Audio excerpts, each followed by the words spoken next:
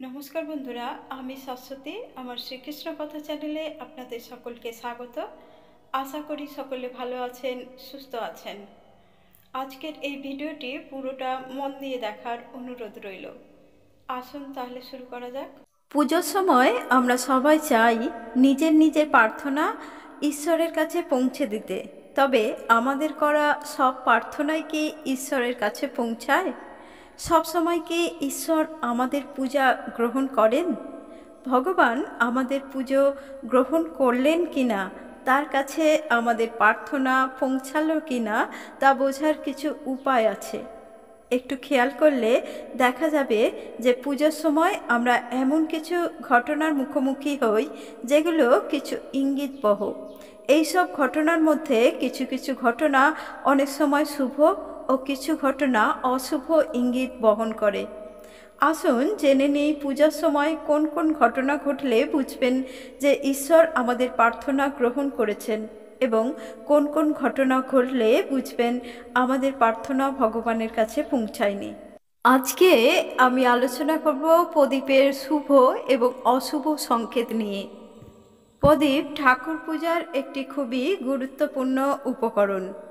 প্রদীপের আলোকে উজ্জ্বলতা ও ইতিবাচকতার প্রতীক বলে মনে করা হয়। তাই পুজোয় প্রদীপ জ্বালানো জরুরি। শাস্ত্রে প্রদীপ জ্বালানোর কিছু নিয়ম বলা হয়েছে, যা মেনে চলতে হয়। ঘিয়ের প্রদীপ জ্বালালে ঘরে উপস্থিত নেতিবাচক শক্তি চলে যায় এবং পজিটিভ শক্তির যোগাযোগ বাড়তে থাকে। সেই সঙ্গে প্রদীপ জ্বালালে বাড়িতে সুখ ও সমৃদ্ধি আসে। পুরাণ মতে প্রদীপ জ্বালানো মানে আলো দিয়ে জীবনের অন্ধকার দূর করা। বিশ্বাস করা হয় যে সন্ধ্যায় মাতা তুলসীর কাছে এবং মূল ফটকে প্রদীপ জ্বালালে দেবী লক্ষ্মী প্রসন্ন হন এবং তিনি এমন বাড়িতেই বাস করেন। প্রদীপ জ্বালালে দারিদ্রতা এবং রোগ শোক থেকে মুক্তি পাওয়া যায়। সন্ধ্যার সময় বাড়ির প্রধান দরজার ডান দিকে প্রদীপ জ্বালিয়ে রাখলে রাহুর নেতিবাচক বা অশুভ প্রভাব চলে যায়। প্রদীপ জ্বালানোর ধর্মীয় উপকারিতার পাশাপাশি বৈজ্ঞানিক উপকারিতাও রয়েছে। বিজ্ঞান মতে বাড়িতে প্রদীপ জ্বালালে চারপাশে জীবাণু ধ্বংস হয় এবং পরিবেশ বিশুদ্ধ হয়। শাস্ত্রমতে যে কোনো হিন্দু পরিবারে প্রদীপ জ্বালানোকে প্রাধান্য দেওয়া হয়। অনেকেই আছেন যারা প্রদীপ জ্বালানোর সময় কিছু ভুল করে থাকেন। নিজের অজান্তেই নিজেদের সংসারে অশান্তি বা বিপদ ডেকে নিয়ে আসেন। আপনারা যদি সঠিক নিয়ম মেনে প্রদীপ জ্বালাতে পারেন, তাহলে মা লক্ষ্মী এবং তুলসী দেবীর কৃপায় আপনার গৃহে অন্ন, বস্ত্র, বাসস্থানের অভাব হবে না। মা লক্ষ্মীর কৃপায় আপনাদের সৌভাগ্যের উদয় হবে। মনে করা হয় প্রদীপের আলো কোনো নেগেটিভ এনার্জির ওপর পড়লে তা নষ্ট হয়ে যায়।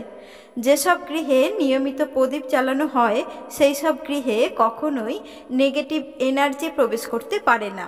সকালের দিকে প্রদীপ জ্বালানোর শুভ সময় হলো সকাল 5টা থেকে 10টা পর্যন্ত এবং বিকাল 5টা থেকে সন্ধ্যা 7টার মধ্যে আপনাদের গৃহে সন্ধ্যা দিতে হবে প্রদীপ জ্বালিয়ে। বন্ধুরা, এইভাবে সঠিক নিয়মে যদি প্রতিদিন আপনারা তুলসী তলায় এবং গৃহের প্রধান দরজার সামনে একটি করে প্রদীপ জ্বালাতে পারেন, তাহলে আপনারা সকল রকম দুঃখ দুর্দশা থেকে মুক্তি পাবেন। বন্ধুরা, সবসময় মনে রাখতে হবে কখনোই ভাঙা বা ফাটা প্রদীপ জ্বালানো যাবে না। যখন আরতি করবেন তখন নিজের মনোবাসনা পূরণের জন্য ভগবানের কাছে প্রার্থনা জানাবেন, তখন তেলের প্রদীপ জ্বালাতে হবে। বাস্তুশাস্ত্র অনুসারে পূজার সময় দক্ষিণ মুখে প্রদীপ জ্বালানো উচিত নয়, কারণ একে যমরাজের দিক বলে মনে করা হয়। উত্তর মুখে প্রদীপ জ্বালানো সবচেয়ে শুভ বলে মনে করা হয়। প্রদীপের শিখা পূর্ব দিকে রাখাও খুবই শুভ। প্রদীপ জ্বাললে আমাদের গৃহ থেকে দুঃখ, দারিদ্রতা, কষ্ট দূর হয়। প্রদীপ কখনো সরাসরি মাটিতে রাখতে নেই। প্রদীপের তলায় সামান্য চাল কিংবা ধান রাখতে হয়। একটি প্রদীপ থেকে অন্য আর একটা প্রদীপ কখনোই জ্বালাবেন না, বা প্রদীপের শিখা থেকে ধূপ জ্বালাবেন না। পুজো করার সময় প্রদীপের শিখা যদি হঠাৎ করে বেড়ে যায়, তাহলে তা শুভ সংকেত প্রদান করে। পুজো করার সময় হঠাৎ করে বিনা কারণে প্রদীপ নিভে গেলে তা অশুভ কিছু ঘটার ইঙ্গিত দেয়। অনেক সময় প্রদীপের সলতে ঘিয়ে ঢাকা পড়ে যায়, তার কারণে প্রদীপ নিভে যেতে পারে। আবার সর্ষের তেলের মধ্যে প্রদীপের সলতে ডুবে গেলেও তা নিভে যেতে পারে। এটাকে অমঙ্গলের কারণ হিসাবে মনে করা হয় না। পুজো করার সময় প্রদীপের সলতে ঠিক করে নিয়ে তবেই প্রদীপ জ্বালান। সমস্ত কিছু ঠিক থাকার পরও যদি পুজোর মাঝে হঠাৎ করে প্রদীপ নিভে যায়, তাহলে সেটাকে অমঙ্গল বলে মনে করা হয়। এতে ভয় না পেয়ে ভগবানের কাছে ক্ষমা চেয়ে নিন এবং পুনরায় প্রদীপ জ্বালিয়ে পুজো শুরু করুন। প্রদীপ জ্বালানোর পর যদি প্রদীপটি একভাবে জ্বলতে জ্বলতে প্রদীপের পুরো তেল শেষ হয়ে যায়, তাহলে সেটা খুবই শুভ বলে মনে করা হয়। আর প্রদীপ অল্প অল্প করে জ্বলতে জ্বলতে যদি আগের চেয়েও শিখা বেড়ে যায়, তাহলে সেটা খুবই মঙ্গলজনক। এটাকে খুবই শুভ সংকেত বলে মনে করা হয়। সমস্ত দেবদেবতাকে ঘিয়ের প্রদীপ দেয়া যায়, কিন্তু শনিদেবকে ঘিয়ের প্রদীপ দেয়া যায় না। শনিদেবের কাছে সবসময় সর্ষের তেলের প্রদীপ জ্বালাবেন। শাস্ত্র মতে গোপ্য ঘিত দিয়ে প্রদীপ জ্বালানো সবচেয়ে শুভ। নকল ঘি দিয়ে প্রদীপ জ্বালানো উচিত নয়। প্রদীপের যে সলতে তার অগ্রভাগে কিছুটা কর্পূর দিয়ে প্রদীপ জ্বালানো খুবই শুভ বলে মনে করা হয়। প্রদীপের মুখ সর্বদা পূর্ব বা উত্তর মুখে রাখতে হয়। পুজো করার সময় প্রদীপের মুখ সর্বদা দেবতার দিকে মুখ করে রাখা ভালো। প্রদীপের দুটি সলতে রাখতে হবে, একটি সোজা এবং অন্যটি আড়াআড়ি মুখ করে রাখতে হয়।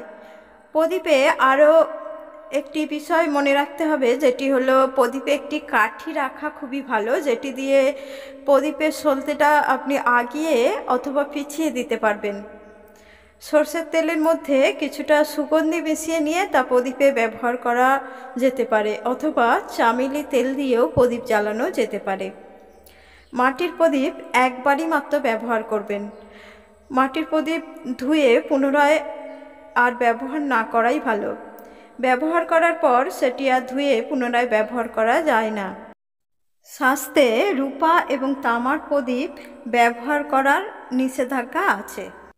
বন্ধুরা, আজকের এই ভিডিওটি যদি ভালো লেগে থাকে তাহলে একটি লাইক করে বন্ধুদের মধ্যে শেয়ার করুন এবং চ্যানেলটি সাবস্ক্রাইব করে পাশে থাকা বেল আইকনটি প্রেস করুন, যাতে এই রকম নিত্য নতুন ভিডিও সবার আগে আপনার কাছেই পৌঁছে যায়।